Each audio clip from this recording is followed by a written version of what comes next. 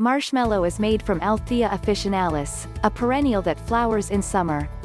The leaves and roots of the herb have been used since ancient times to treat sore throats and suppress coughs. There are no well-controlled studies to support these claims, but the herb is generally considered safe. The marshmallow herb contains mucilage, which coats the throat and soothes irritation. Today, you can get marshmallow root as tea or in capsule form. The warm tea can be soothing to a cough that's accompanied by a sore throat. Marshmallow root isn't recommended for children.